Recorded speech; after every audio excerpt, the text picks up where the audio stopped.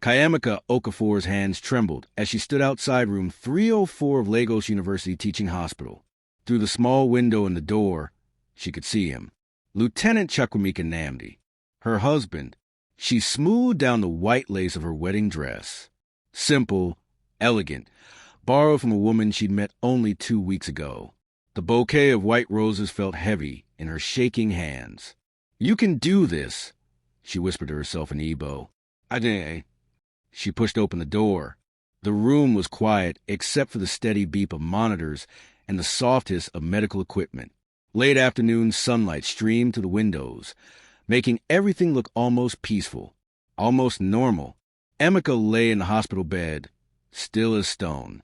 They'd propped him up slightly for the ceremony, dressed him in his Nigerian army officer's uniform with all his medals gleaming on his chest. But now he was back in a hospital gown, connected to IVs and monitors, his eyes closed. He looked like he was sleeping, like any moment he might wake up and smile at her. But he wouldn't. The doctor said he was in a deep coma. 7 months now, since that terrorist attack in Abuja, where he protected civilians with his own body. The doctors said he might never wake up.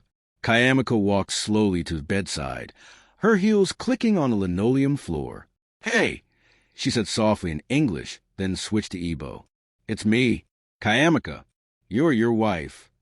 The word felt strange in her mouth, foreign, like it belonged to someone else's life. She sat in the chair next to his bed, still holding her bouquet. The white roses were already starting to wilt in Lagos's heat.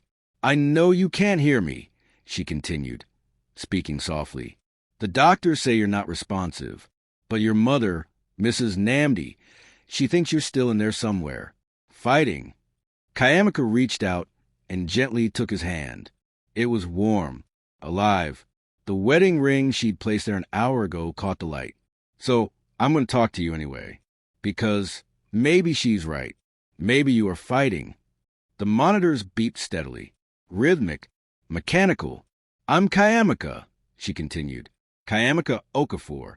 Well, Kayamika Nnamdi now, I guess." She laughed, but it came out broken. "We got married about an hour ago. You were there, but you probably don't remember." She stared at his face. Strong jawline, full lips, the close-cropped military fade. Even unconscious, there was something commanding about his presence. "This isn't how I imagined my wedding day," Kayamika admitted. "I never really imagined getting married at all. Orphans from Lagos children's homes don't usually dream about white dresses and happily ever after. We're too busy surviving."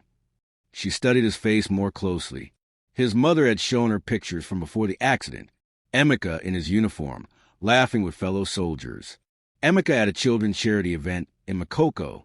Emeka receiving commendations from the Chief of Army Staff. "Your mother showed me pictures of you," Kayamika said, "before the attack. You were, God, you were really something. Always smiling. Always helping people. They said you saved 3 children during a Boko Haram raid in Maiduguri, that you got hurt in Abuja protecting witnesses in a terrorism trial." Her voice cracked. "You're a real hero. A genuine good person." Kayamika wiped her eyes. "I'm not a hero. I'm just a girl who grew up alone, who got humiliated by her own biological family, and was stupid enough to keep hoping they'd love me."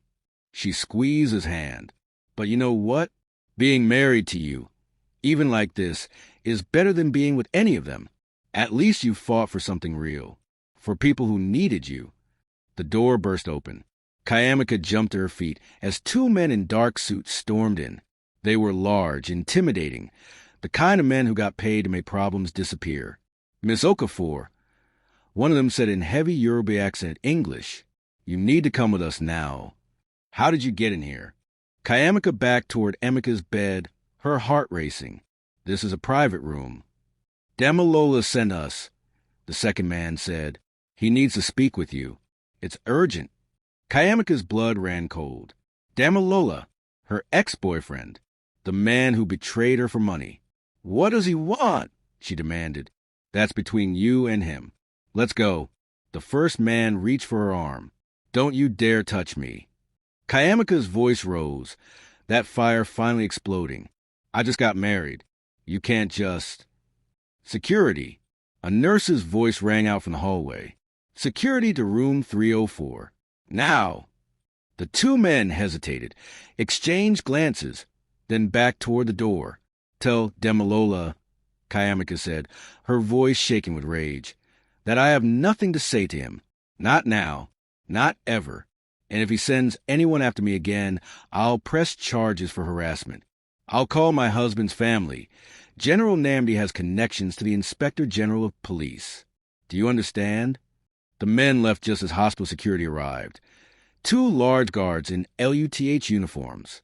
Madam, are you all right? One asked in concerned pidgin. What happened? Kayamika collapsed back into the chair, adrenaline making her shake. She looked at Emeka, still peacefully unconscious, unaware of the chaos around him. I'm fine, she managed. They're gone now. After security left and a nurse checked to make sure everything was okay, Kayamika sat in silence for a long moment. So that's my ex-boyfriend, she said to Emeka with a bitter laugh. Real piece of work, right? I bet you're glad you're unconscious, so you don't have to deal with this mess. She let out a shaky breath. This was her life now. Talking to a man who couldn't hear her, married to a stranger, being hunted by her ex on what should be the happiest day of her life.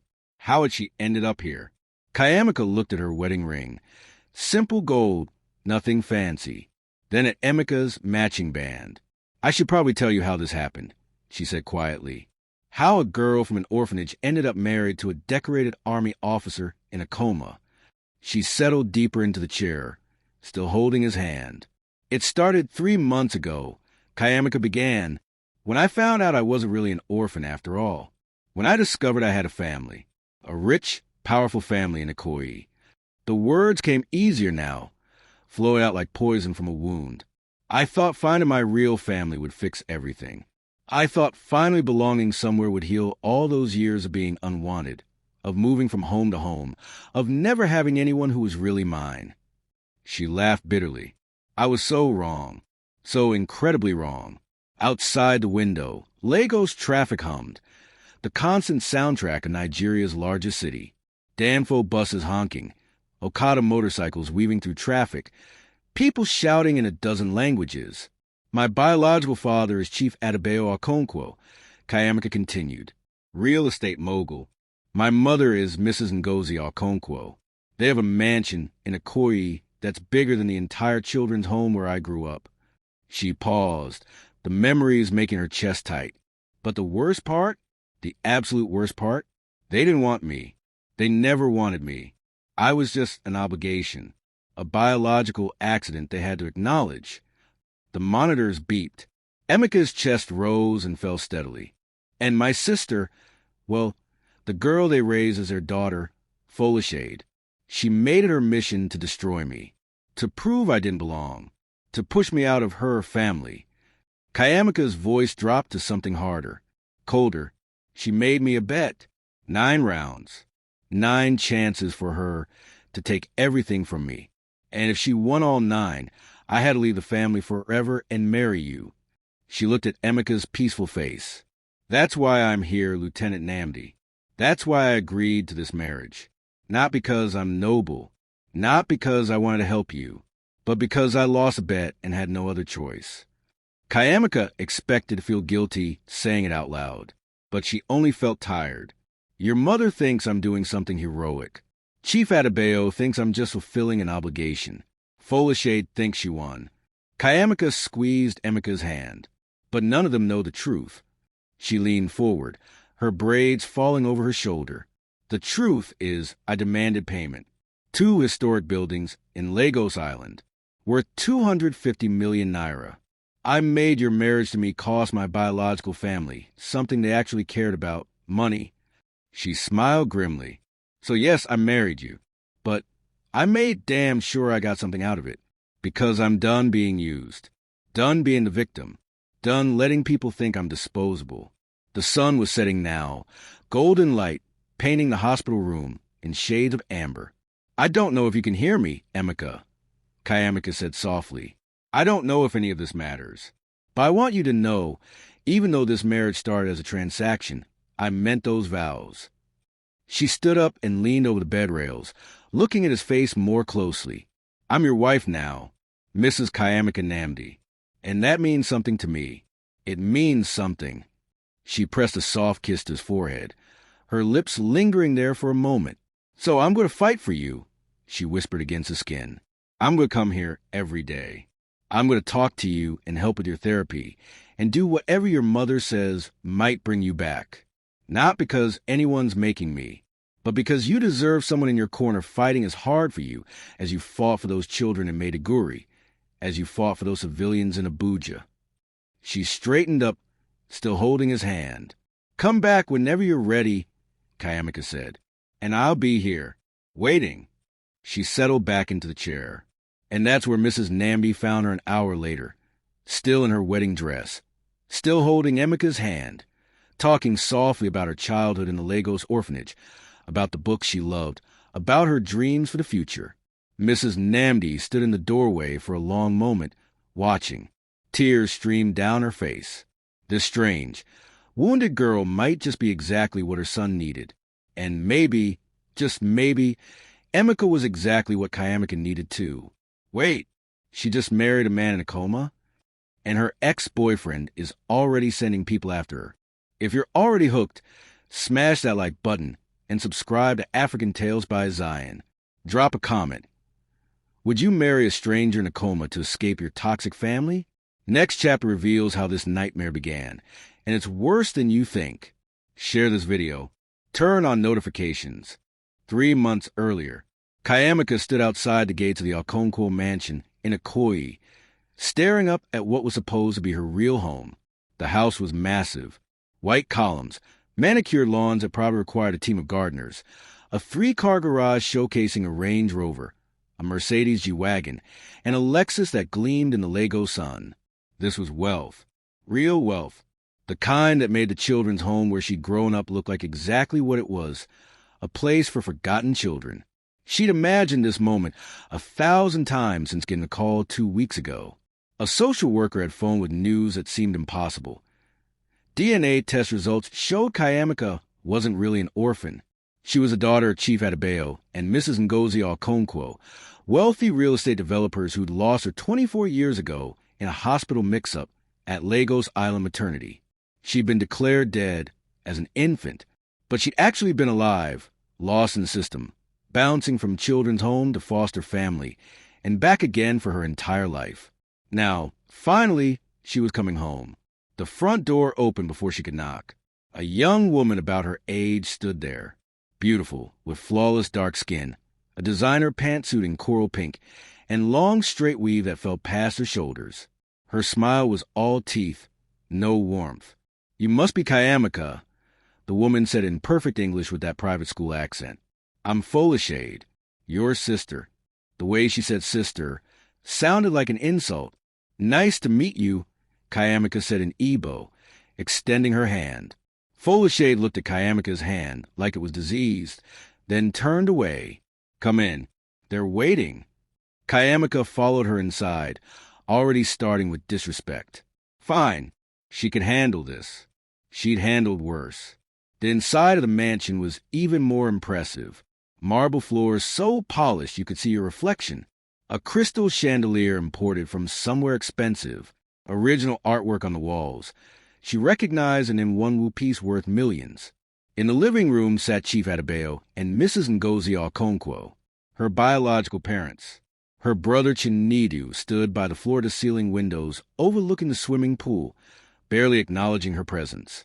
They all looked at her the same way, like she was a problem they had to solve. Kayamika, Chief Adebayo said stiffly in Igbo. No hug, no tears, just her name, spoken like a business obligation. Sir, Kayamika replied, using the respectful term. Thank you for inviting me. Mrs. Ngozi dabbed at her eyes with a tissue, but Kayamika noticed there were no actual tears. It's just so overwhelming, she said in English. Having you back after all these years. We thought we'd lost you forever. But you didn't, Kayamika said quietly. I was alive, in the system, waiting. Uncomfortable silence filled the room like smoke. Well, Chinedu said, checking his Rolex. You're here now. That's what matters, right?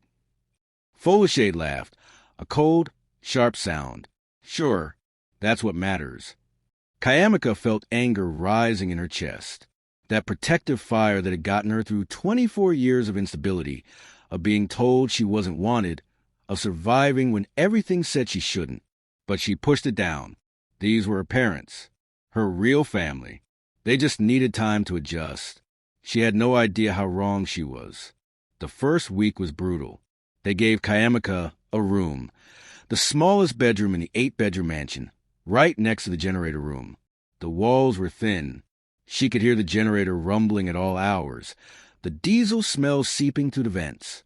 Meanwhile, Folashade's room was practically a penthouse suite with a balcony overlooking the pool, a walk-in closet bigger than Kayamika's entire room, and a private bathroom with a jacuzzi tub.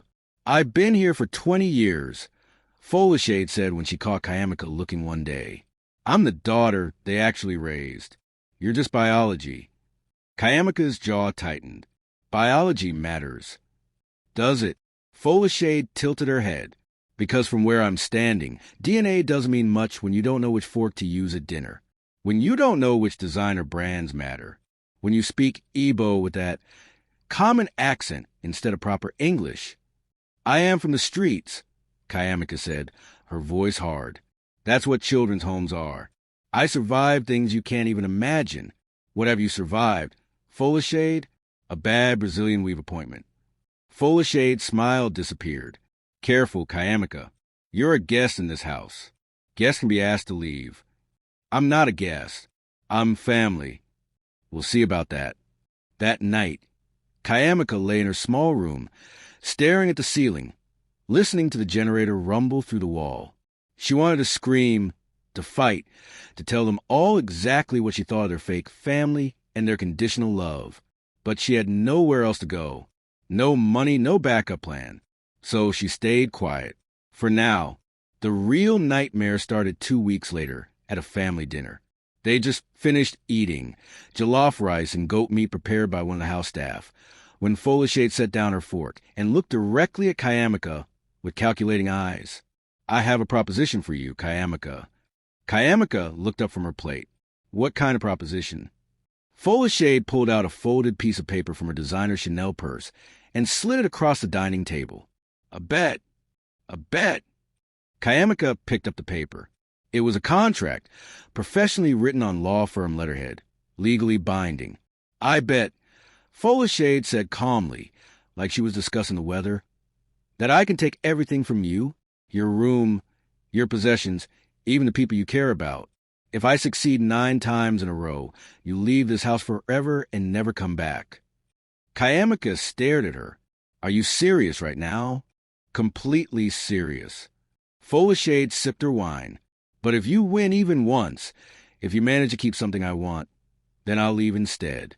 I'll walk away from this family. Sign away any inheritance rights, and you'll have them all to yourself." Kayamika looked at Chief Adebayo and Mrs. Ngozi. "You're hearing this, right? Your daughter wants to make a bet about whether I can stay in this family." Chief Adebayo cleared his throat. "Kayamika, perhaps it would be good to settle things. Establish boundaries." "Boundaries?" Kayamika's voice rose. "This isn't about boundaries. She wants to play games with my life." "If you're so confident you belong here," Folashade said smoothly, "then you should have no problem winning. Unless—" She paused dramatically. "Unless you know deep down that you don't belong here, that you're just an orphan pretending to be one of us." Every instinct in Kayamika's body screamed at her to walk away.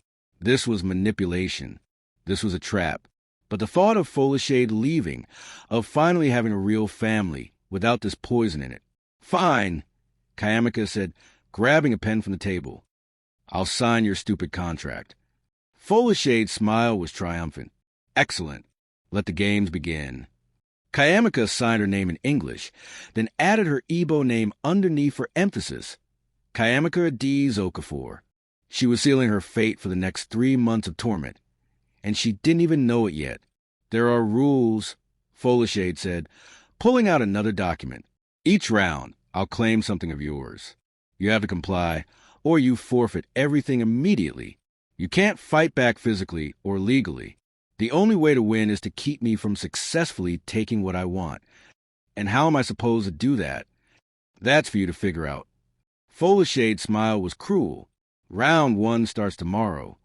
That night, Kayamika couldn't sleep. The generator rumbled. Lagos traffic honked outside, and she lay there wondering what she'd just agreed to. Her phone buzzed.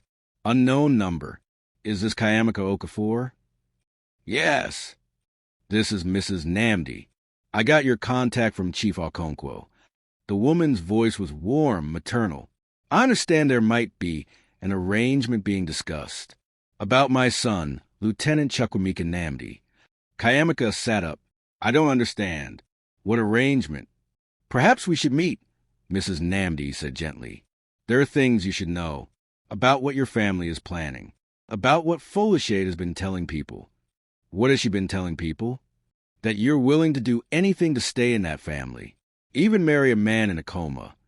Kayamika's blood ran cold. But that hasn't even... The bet just started. I know, dear, which means Folashade has been planning this for a while. She's been speaking to influential families, including ours, setting up her final move before you even knew the game had begun. Kayamika gripped her phone. Why are you telling me this?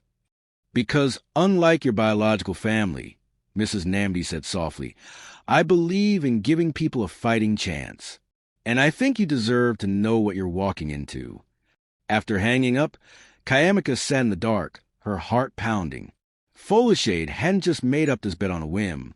She'd been planning it, setting up the pieces, making sure Kayamika would have no choice but to agree to whatever final humiliation she had planned.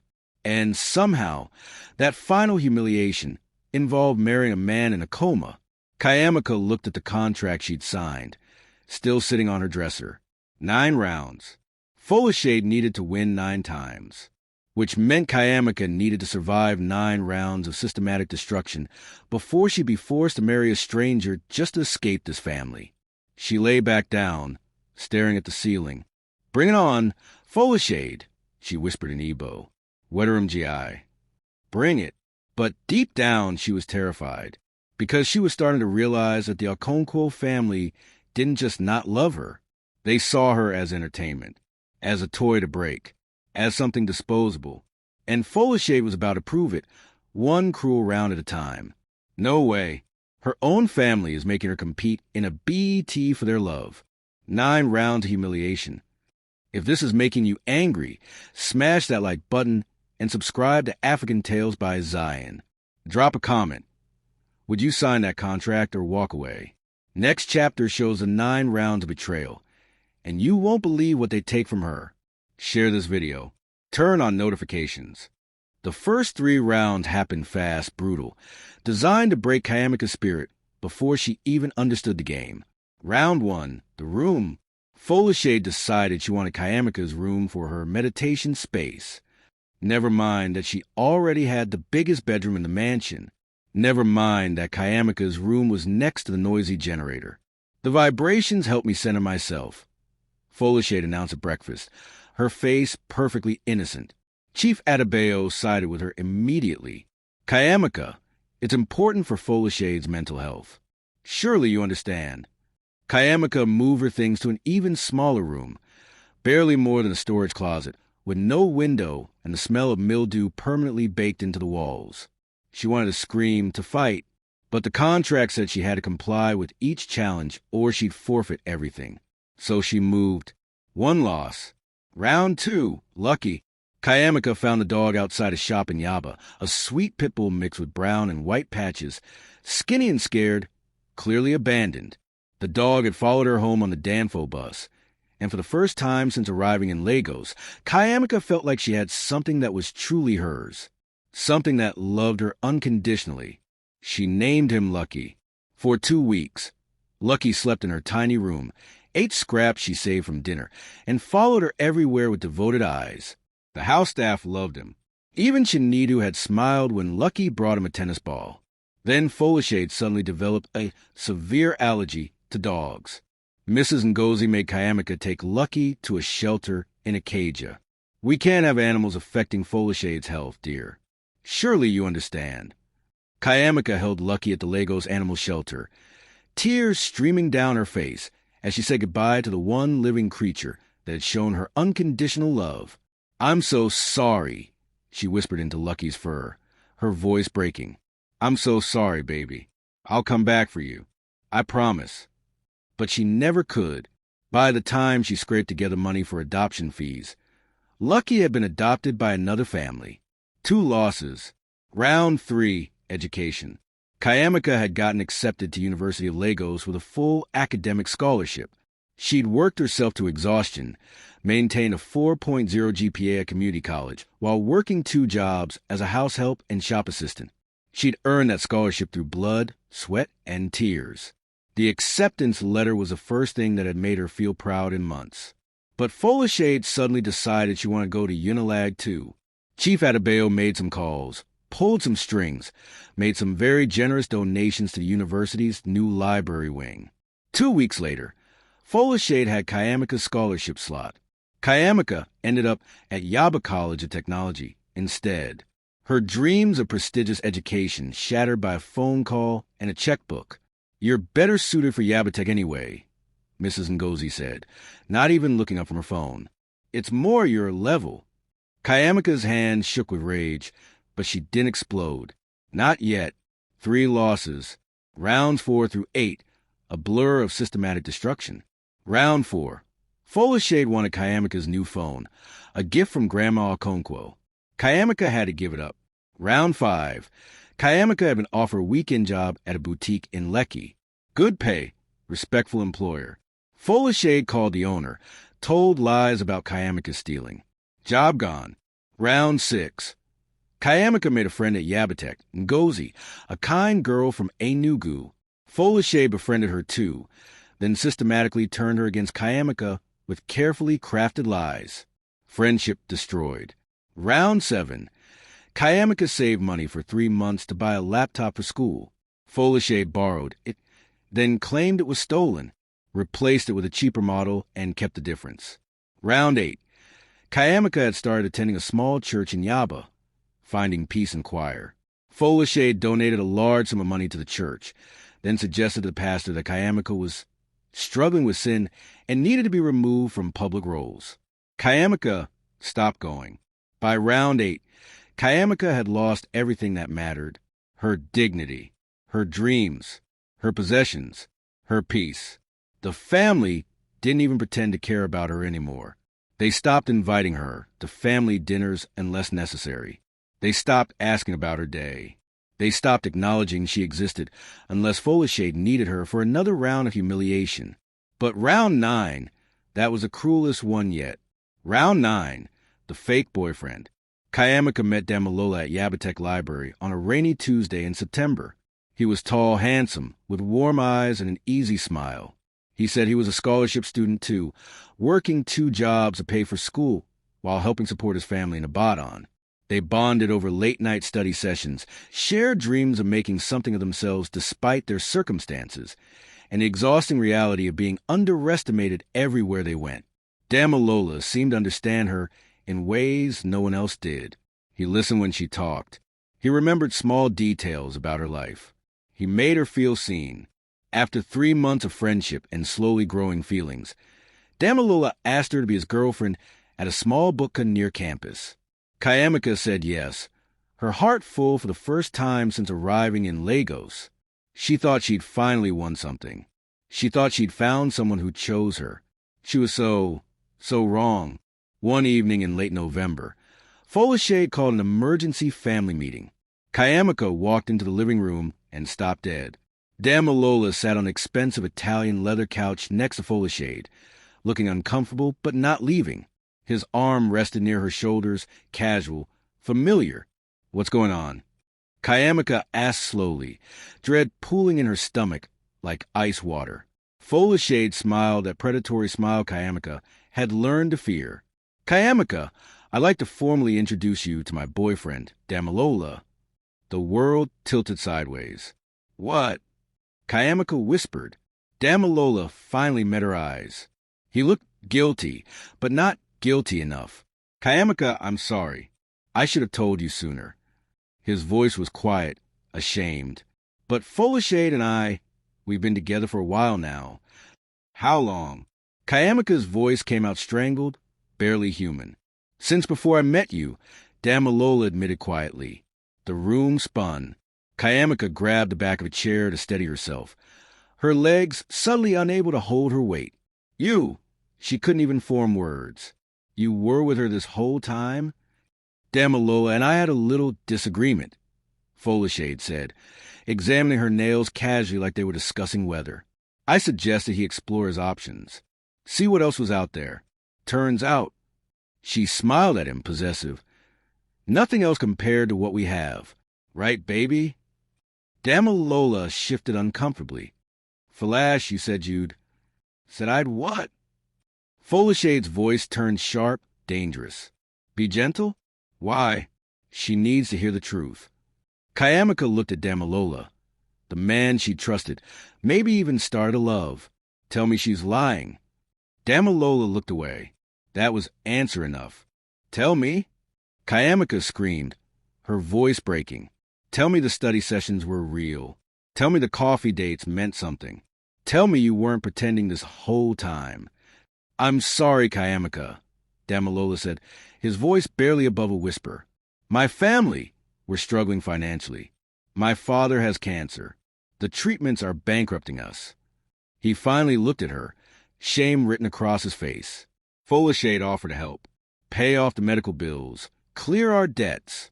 The final piece clicked into place with sickening clarity. If you helped her win the bet, Kayamika finished, her voice hollow. If you made me fall for you, then broke my heart. It wasn't all fake, Damalola said weakly. I did enjoy spending time with you. You're a good person, Kayamika. You deserve better. Get out. Kayamika said quietly, something fundamental breaking inside her. Kayamika, please.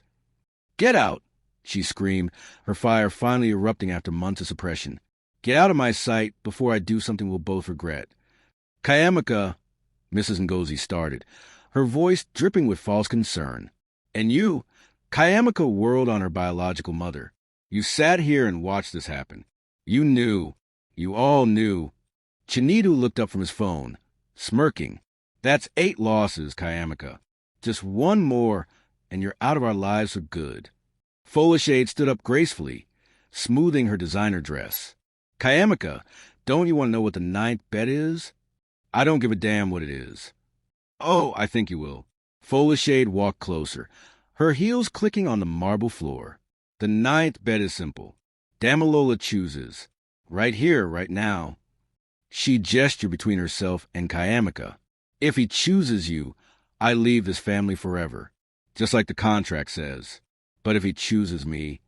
Her smile widened, cruel and triumphant. You marry Lieutenant Chukwemeka Nnamdi. Kayamika's blood turned to ice. Who? He's a decorated war hero, Chief Adebayo explained, his voice detached, clinical. Nigerian Army Ranger. He was critically injured 7 months ago during a terrorist incident in Abuja. He's been in a coma ever since at Lagos University Teaching Hospital. Why would I? His family is looking for someone to marry him, Mrs. Ngozi interrupted. For comfort. They believe having a wife might help him fight to wake up. But if he doesn't, she trailed off meaningfully. Then I'd be a 24-year-old widow, Kayamika finished, her voice hollow. Left alone. You want me to marry a man who might not survive? The Nnamdi family is very influential in Lagos, Chief Adebayo said coldly. Very wealthy. General Nnamdi has connections to the presidency. They've been putting pressure on prominent families with eligible daughters for months. When we mentioned we had you, offered me. Kayamika's voice dropped to something dangerous. You offered me up like a sacrifice. We offered Folashade first, Mrs. Ngozi said quickly. But we couldn't bear the thought of her wasting her youth on a man who might never wake up. So we suggested you as an alternative. The betrayal hit Kayamika like a physical blow. They didn't just not love her. They saw her as disposable, as something to be used and thrown away to maintain their social standing. Kayamika, Folashade said sweetly, all you have to do is win this last round. Get Damalola to choose you over me, and you'll never have to see me again. Isn't that what you want?" Kayamaka looked at Damalola. He stood up slowly. For one brief, stupid moment, Kayamaka thought she saw genuine regret in his eyes. Thought maybe, just maybe, he'd choose her. Choose what they'd built together, even if it started as a lie. Then he walked over to Folashade and took her hand. "I choose Folashade," Damalola said, his voice flat, rehearsed. "I'm sorry, Kayamaka, but my family needs the financial help Folashade's offering. It's nothing personal." The room erupted. Chinito laughed, cruel and mocking. Folashade's smile was triumphant. Even Mrs. Ngozi looked relieved. "That's 9, Folashade announced victoriously. "You lost, Kayamaka. Time to marry that man in a coma and get out of our lives forever." But Kayamaka didn't cry. She didn't scream. She didn't collapse. She just stood there, something fundamental shifting inside her. The scared orphan who'd been desperate for love, who believed family meant something. That girl ceased to exist in that moment. Someone new was born. Someone who'd had enough. "Fine," Kayamaka said quietly. Everyone stopped celebrating. Confused. "What?" Folashade's smile faltered. "I said fine." Kayamaka's voice was calm, cold, deadly. "I'll marry Lieutenant Namdi." She turned to Chief Adebayo, meeting his eyes with something he'd never seen before. "But I want something in exchange." 8 rounds of torture, and the 9th was a fake boyfriend. He was paid to break her heart. If you're furious right now, smash that like button and subscribe to AfricanTales by Zion. Comment below, is Damalola pure evil or just desperate? Next chapter shows Kayamaka's revenge move, and it's brilliant. Share this video. Turn on notifications. Chief Adebayo raised an eyebrow, clearly not expecting Kayamaka to negotiate. "You're hardly in a position to make demands." "Aren't I?" Kayamaka smiled, cold and sharp as broken glass. "The Namdi family is desperate, right? You said they've been pressuring prominent families for months. Nobody wants to marry a man in a coma. Nobody wants to risk being left alone so young." She crossed her arms, channeling every ounce of strength she'd built over 24 years of survival. "But I'll do it. I'll marry Lieutenant Namdi. I'll be the beautiful, devoted daughter-in-law the Namdi family needs. I'll play my part perfectly." She paused, letting the words hang in the air. "If you give me Grandma Okonkwo's properties." Chief Adebayo's face turned purple. "Those properties are worth 250 million naira," Kayamaka said. 2 historic buildings in Lagos Island. I did my research. And they're just sitting there empty while you and Mrs. Ngozi fight over who gets to inherit them when Grandma passes. She stepped forward, fearless now. She had nothing left to lose. "So here's my offer. Sign those properties over to me now, today, before the wedding, and I'll marry Lieutenant Namdi. I'll be everything his family needs. I'll even keep quiet about how this family treated me." "This is insane." Folashade jumped up, her perfectly composed mask cracking. "Dad, you promised me those properties. You said when Grandma—" "I promise consider it," Chief Adebayo said slowly, looking at Kayamaka with new eyes. Seeing her clearly, perhaps for the first time. "You can't be seriously thinking about this." Folashade's voice rose to a shriek. But Chief Adebayo was thinking about it. Kayamaka could see the calculations happening behind his eyes. The Namdi family was powerful. General Thomas Namdi had connections to the presidency, to the Inspector General of Police, to Lagos's elite. Refusing them had consequences. The general had already made veiled threats about business permits, about government contracts, about social standing. But giving Kayamaka 250 million naira in property? That hurt. "The Namdi family needs this marriage to happen quickly," Kayamaka pressed. "General Namdi is 87 years old, heartbroken over his grandson. He's been pressuring every prominent family in Lagos. You told me yourselves." She walked to the window, looking out at the Ikoyi mansion surrounding them. "So either I get those properties or I walk away right now. And you can explain to General Namdi why you couldn't deliver a bride. Explain why you let a nobody orphan ruin your relationship with one of the most powerful families in Nigeria." The room went silent. This wasn't a scared orphan, they'd been manipulating for 3 months. This was someone who'd learned to play their game and play it better. Chief Adebayo and Mrs. Ngozi exchanged a long look. Some silent conversation happened between them. Years of marriage communicating without words. Finally, Chief Adebayo nodded slowly. Fine, but those properties are currently set to transfer to Folishade upon your grandmother's passing. We'll need to change the paperwork. I want it done before the wedding, Kayamika said. Legally binding, notarized, no loopholes, no takebacks. Agreed. And one more condition. Mrs. Ngozi sighed heavily. What now? The marriage stays secret until after it's done. Folishade and Damalola don't get to know when or where the ceremony happens. This is between me, you, and the Namdi family. Folishade frowned. Why would you? Not your concern. Kayamika cut her off with ice in her voice. Do we have a deal or not? Chief Adebayo extended his hand across the table. Deal. Kayamika shook it, her grip firm and steady. As she walked out of the room, she heard Damalola call after her. Kayamika, wait. She didn't even slow down. She was done being their victim. The next 2 weeks were a blur of lawyers, contracts, and paperwork. True to his word, Chief Adebayo transferred the 2 historic properties to Kayamika's name. The deeds were signed, notarized, and filed with the Lagos State Land Registry. They were legally hers. 250 million naira worth of real estate. Folishade threw a tantrum that lasted 3 full days. She broke 2 vases, screamed at the household staff, and refused to come out of her room. Kayamika didn't care. Damalola tried to contact Kayamika 5 separate times. She blocked his number after the 3rd attempt. On the 4th attempt, he showed up at Yabatek Library where she was studying. Kayamika, please, Damalola said, sliding into the chair across from her. We need to talk. No, we don't. Kayamika kept her eyes on her textbook. I made a mistake. You made a choice, Kayamika said, finally looking up at him. You chose money over me. You chose to help Folishade humiliate me in exchange for your father's medical bills. That wasn't a mistake, Damalola. That was a decision. Own it. My father is dying. I know. Stage 3 cancer. The treatments are bankrupting your family. Kayamika's voice was flat, emotionless. Folishade told me everything. She said she'd pay off the debts if you helped her win the bet. But now I own those properties. She can't pay you what she promised. Damalola's face crumbled. Kayamika, please, if you could just... What? Give you money? Help your family? Kayamika laughed bitterly. You thought it was okay to destroy me for your family's sake. Why should I help you now? Because you're a good person.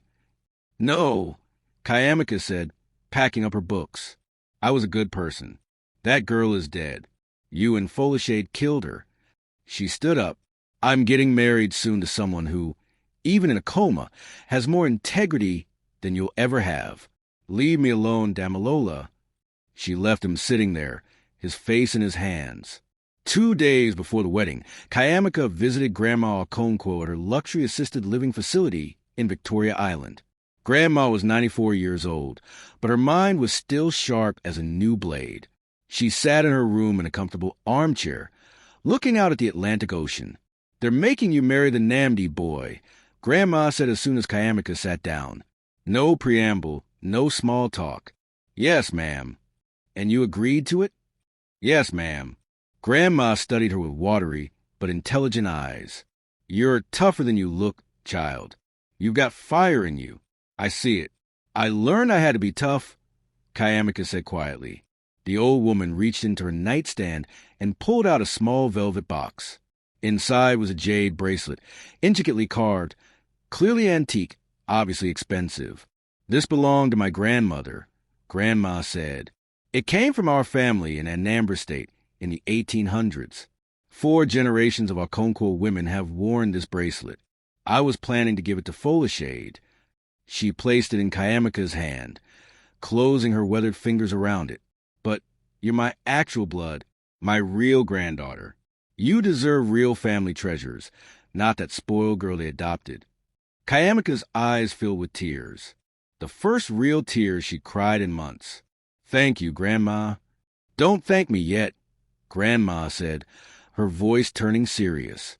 Life is about to get very complicated for you, child. But remember this. The people who underestimate you today will be the ones most shocked by who you become tomorrow. You hear me? Yes, ma'am. Good. Grandma squeezed her hand. Now go on. And Kayamika, whatever happens, fight. Don't you dare let them break you. I won't, Kayamika promised. Never again. On the morning of her wedding, Kayamika woke up at 5 a.m. in a hotel room Mrs. Namdi had reserved for her in Victoria Island. On the chair by the window hung a simple white dress, elegant, understated, beautiful. On the dresser sat a small bouquet of white roses and baby's breath. Kayamika stared at herself in the bathroom mirror. In a few hours, she'd be married. To a stranger. To a man who might never wake up. Her phone started ringing at 6 a.m. Damalola again. She declined the call. He called back immediately. Then again. 8 calls in 15 minutes. Finally, furious, Kayamika answered. What? Kayamika, please don't do this. Damalola's voice was strained, almost frantic. You don't have to marry him. We can figure something else out. There is no we. Damalola, there hasn't been a we since you chose Folishade. I made a mistake, Damalola said desperately. Folishade? She's not who I thought she was. She promised to help my family, but now she's saying she won't pay anything unless I... He stopped abruptly. Unless you what? Kayamika asked coldly. Silence. Damalola, unless you what? Unless I convince you not to marry Lieutenant Namdi, he finally admitted. Folishade doesn't want you to get the satisfaction of this marriage. She wants you to back out, embarrass yourself in front of the Namdi family, lose your credibility, and have her properties back. And there it was, the truth. Let me make something very clear, Kayamika said, her voice like steel. I don't care what Folishade wants. I don't care what you want. In 3 hours, I'm marrying Chukwemeka Namdi, and there's nothing either of you can do to stop me. Kayamika, tell Folishade she lost. I'm never backing out of this marriage if it means holding on to those properties she loves so much. I win. She hung up and blocked his number. At 7:30 a.m., Kayamika put on the white dress. It fit perfectly. At 8 a.m., Mrs. Namdi knocked on her hotel room door. Mrs. Namdi was elegant, warm, wearing traditional navy blue buba and wrapper with a matching Geli head wrap. Her eyes were kind, genuinely kind, not the fake warm Kayamika had gotten used to. You look absolutely beautiful, sweetheart, Mrs. Namdi said softly, tears in her eyes. Thank you for all of this, Kayamika said, gesturing to the dress, the flowers, everything.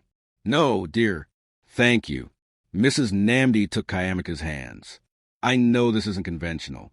I know you have your own reasons for agreeing. But I want you to know, my son can't speak for himself right now. If he could, I know Emeka will want to meet you properly. We'll want to do this right. Her voice cracked slightly. This isn't the wedding either of you deserve, but it's all we have. And I'm grateful you're giving us this chance. They drove through Lagos morning traffic toward LUTH Hospital. The town car had a small white ribbon tied to the antenna. Suddenly, the car swerved violently. What's happening? Kayamika grabbed the door handle. 2 black SUVs had appeared, boxing them in, forcing them toward the shoulder of the expressway. The driver tried to maneuver away, but there was nowhere to go. The town car screeched to a stop. Both SUV doors opened. 4 large men stepped out. Kayamika's door was yanked open. Miss Okafor, you need to come with us now. Who are you? Kayamika demanded. We work for Damalola. He sent us to bring you to him. It's urgent. I don't care what Damalola wants. Kayamika tried to pull the door closed, but the man was stronger. Ma'am, we can do this easy or hard. You have 3 seconds to take your hands off my daughter-in-law. Mrs. Nambi's voice cut through like a whip. Before I call police and have you arrested for assault. The man hesitated. I am Mrs. Ifeanyi Namdi, she said, her voice turning to ice. My family has been in Lagos for 4 generations. My father-in-law is General Thomas Namdi with direct connections to the President and the Inspector General of Police. She held up her phone. You just forcibly stopped a vehicle and assaulted my son's bride on her wedding day.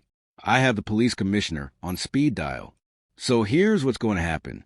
You're going to step away from this car and disappear, or I will make it my personal mission to see you prosecuted to the fullest extent of the law. A third vehicle appeared, Monroe Security with armed guards. Damilola's men scrambled back into their SUVs and disappeared. Mrs. Namdi helped Kayamika straighten her dress. Are you all right, sweetheart? Kayamika was shaking, but not from fear, from pure rage. They tried to force me out of the car, she said, on my wedding day. Yes, Mrs. Namdi said grimly, which means you're winning. So let's go finish this. They arrived at LUTH 30 minutes late, but safe. The small hospital chapel was decorated simply with white flowers. Inside waited Emika's father, William, his grandfather, General Thomas Namdi, 87 but standing straight and tall, chest covered in military medals. And at the front of the chapel, positioned carefully near the altar in a wheelchair, was Lieutenant Chukwemeka Namdi. Kayamika's breath caught. He looked alive, peaceful, handsome, in his Nigerian army dress uniform. The chaplain began the ceremony. When it was time for vows, Mrs. Namdi spoke for her son, tears streaming. Then Kayamika said her vows, looking at Emika's peaceful face. I promise to fight for you, the way you fought for others. She leaned down and kissed his forehead, and on the monitors, something flickered. His heart rate increased. Just for a moment, Kayamika straightened up, now Mrs. Kayamika Namdi. She was married to a stranger in a coma, but she'd won. She demanded 250 million naira in properties, and got them. And Damilola tried to kidnap her on her wedding day. If your jaw just dropped, smash that like button and subscribe to AfricanTales by Zion. Drop a comment. Did Kayamika play this perfectly or what? Next chapter shows what happens when Emika starts waking up. And when he does, revenge begins. Share this video. Turn on notifications. A week after the wedding, Kayamika fell into a routine that felt more natural than anything she'd experienced with the Okonkwo family. Every morning at 8 a.m., she arrived at Lagos University Teaching Hospital. Mrs. Namdi would already be there with coffee, prepared exactly how Kayamika liked it, with cream and 2 sugars. Good morning, NWM, Mrs. Namdi would say in Igbo. My child. Those 2 words meant more to Kayamika than 3 months in the Okonkwo mansion ever had. They'd sit on either side of Emika's bed, and Mrs. Namdi would share stories. He was the most stubborn child, she said one morning, showing photos on her phone. See this? He was 7 years old, determined to climb the mango tree in our compound. He fell 4 times, but he kept trying until he made it to the top. Kayamika smiled at the photo of young Emika, gap-toothed and covered in dirt, but triumphant. He sounds exhausting. Oh, he was... Mrs. Namdi laughed. But he was also the sweetest boy. He brought home every stray animal, defended every child who got bullied at school, joined the army because he said Nigeria needed protectors, not talkers. She touched her son's hand gently. He has the biggest heart, Kayamika. When he wakes up, and he will wake up, you'll see. At 9 a.m., Vanessa, the physical therapist, arrived, and Kayamika learned to help with Emika's exercises, moving his limbs to keep his muscles from deteriorating. Talk to him while you do it, Vanessa instructed. Some patients respond better to familiar voices. So Kayamika talked. Okay, Lieutenant, we're bending your right arm now, she'd say in that mix of English and Igbo she developed. I bet you hate this. Someone else moving your body for you. You seem like the type who needs control. She'd flex his arm carefully. Well, too bad. Right now, I'm the boss. After physical therapy, Kayamika would read to him. Mrs. Namdi kept bringing romance novels, but after 3 days of that, Kayamika brought her own choice. Your mother keeps giving me romance books, Kayamika announced, holding up a thick novel. But today, we're reading what I picked. Things Fall Apart by Chinua Achebe. She opened to the first page. It's about a strong man who struggles when his world changes. It's about pride and identity and fighting even when everything falls apart. She paused, felt appropriate. She started reading in English, sometimes slipping into Igbo for certain phrases. Deep in his coma, Emeka heard her voice. That particular mix of languages, the way she pronounced certain Igbo words with Lagos children's home accent instead of proper village pronunciation. Something stirred in his unconscious mind. Something he hadn't felt in 7 months. A pull back toward consciousness. A reason to fight. 3 weeks after the wedding, Kayamika sat in her usual chair beside Emeka's bed late in the evening. Most of the hospital staff had gone home. Just the night shift remained. The room was quiet except for monitors beeping and Lagos traffic humming distantly outside. You know what's funny? Kayamika said softly, speaking in Igbo now. I used to think I understood what family meant. I thought finding my biological parents would fix everything broken inside me. She looked at Emeka's peaceful face. But your mother, Mrs. Namdi, she's shown me more motherly love in 3 weeks than Mrs. Ngozi Okonkwo showed me in 3 months. She squeezed his hand gently. Your mother brings me coffee, remembers how I like it, calls me in WAM, asks about my day and actually listens to the answer. On the monitor, something changed.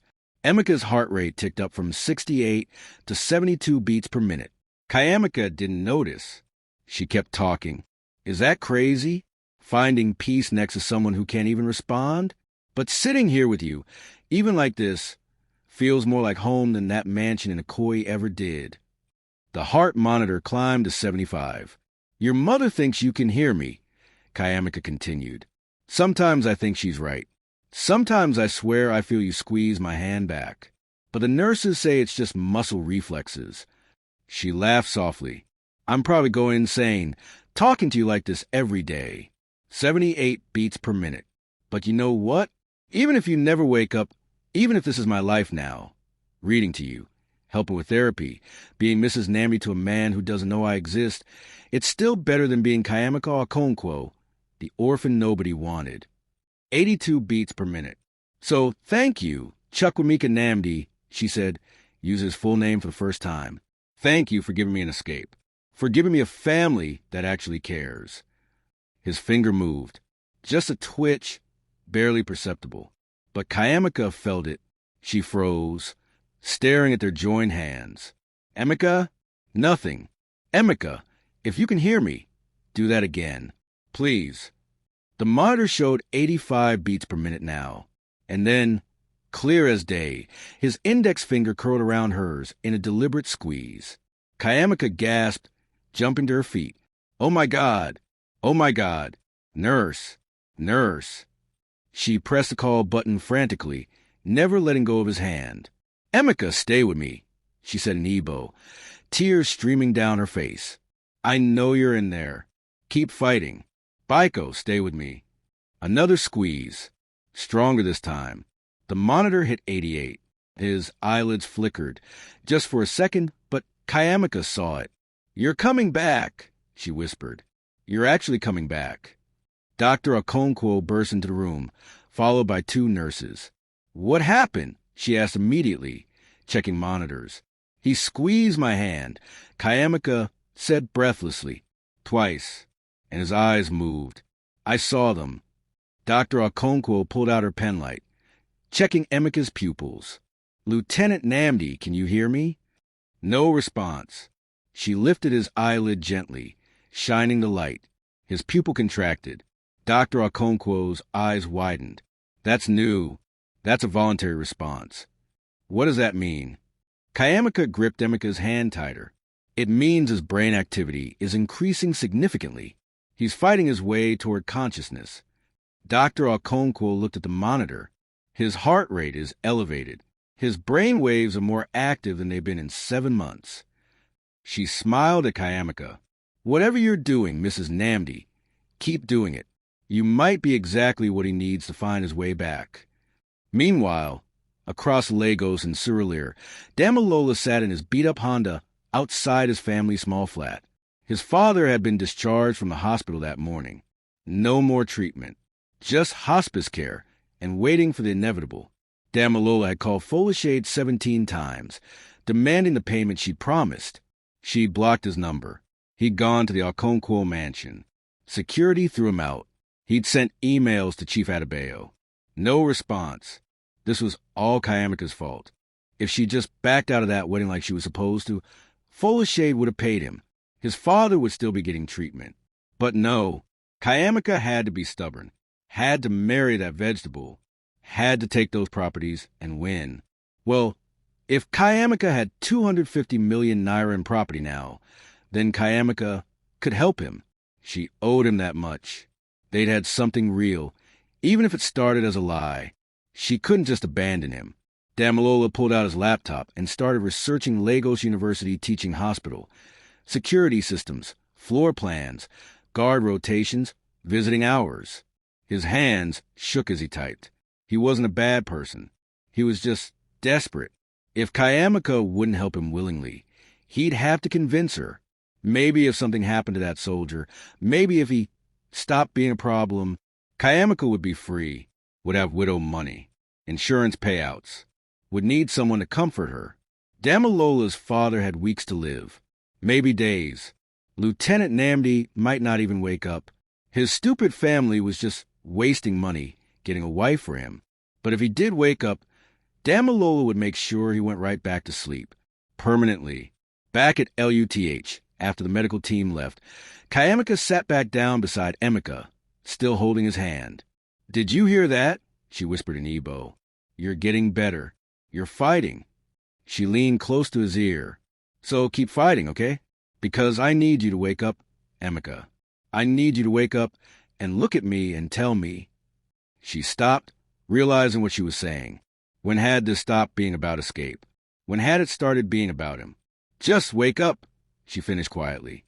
"Please." Baiko knew. In the hallway outside, Mrs. Namdi stood listening, tears streaming down her face. Her son was coming back, and it was because of this fierce young woman who'd agreed to marry a stranger. Over the next few days, Emeka's responses became more frequent. Finger squeezes when Kayamika talked, increased heart rate when she read to him, his eyelids fluttering more often. "He's trying to wake up," Dr. Okonkwo told the family during a meeting. "His brain activity suggests he's aware of his surroundings on some level. He's fighting to regain consciousness." "How long?" General Namdi asked, his voice gruff with emotion. "Could be days, could be weeks, but the signs are encouraging." That evening, Kayamika was reading Things Fall Apart aloud when she felt it. His hand moved, not just a finger squeeze, but his whole hand turning, trying to grip hers properly. "Emeka," she set down the book. His eyes moved rapidly under his eyelids. REM sleep, dreaming. "Emeka, can you hear me?" His lips moved. No sound, but definite movement. Kayamika leaned closer. "What is it? What are you trying to say?" His eyes began to open, slowly, painfully, like lifting enormous weights. A sliver of brown iris appeared. "Oh my God," Kayamika breathed. "That's it. Come back to me. Come back." His eyes opened more, unfocused, confused, but open. He looked directly at her and whispered one word in Igbo, Nwanyem, "My wife." Kayamika burst into tears. 7 months in a coma. 7 months of everyone saying he might never wake up, and he just called her his wife. "Yes," she sobbed. "Yes, I'm your wife. I'm here. I'm Kayamika." His hand squeezed hers properly now, weak but deliberate. His eyes started to close again, the effort too much, but he was fighting to stay conscious. "It's okay," Kayamika said quickly. "Rest. I'll be here when you wake up properly. I promise." His eyes closed, but his hand stayed in hers. His heart rate was elevated, but steady. He'd woken up. For just a moment, but he'd woken up, and he'd recognized her, known she was his wife. Mrs. Namdi rushed in, alerted by the monitors. "He woke up," Kayamika said, laughing and crying. "Just for a moment. But he woke up. He knew me. He called me his wife." Mrs. Namdi hugged her tightly. "Thank you. Thank you for bringing my son back." But as they celebrated, Neither of them noticed a figure watching from a hallway. Damalola, wearing a stolen visitor's badge, holding a syringe filled with potassium chloride. Enough to cause cardiac arrest that would look natural in a coma patient. He watched Kayamika and Mrs. Namby crying and laughing together. Watched the way Kayamika held Emika's hand like it was precious, and he realized something that made his stomach turn. She loved him. Kayamika actually loved that soldier. The marriage wasn't just a transaction anymore, which meant Damalola had already lost her. But if he couldn't have her, and his father was dying anyway, then why should Kayamika get her happy ending? Damalola slipped away into the shadows, the syringe heavy in his pocket. Tomorrow night, he'd come back when security was lighter. Tomorrow night, Lieutenant Namdy's miraculous recovery would end, and Kayamika would learn what it felt like to lose someone you love. He's waking up. After months in a coma, Kayamika's voice is bringing him back, and Damalola is outside planning something dangerous. If you need to know what happens next, smash that like button and subscribe to AfricanTales by Zion. Drop a comment. What will Emeka do when he finds out why Kayamika married him? Will he forgive her? Will he help her get revenge on Falash and Damalola? This story is just getting started. Share this with everyone. Turn on notifications so you don't miss when Emeka wakes up fully and the real revenge begins.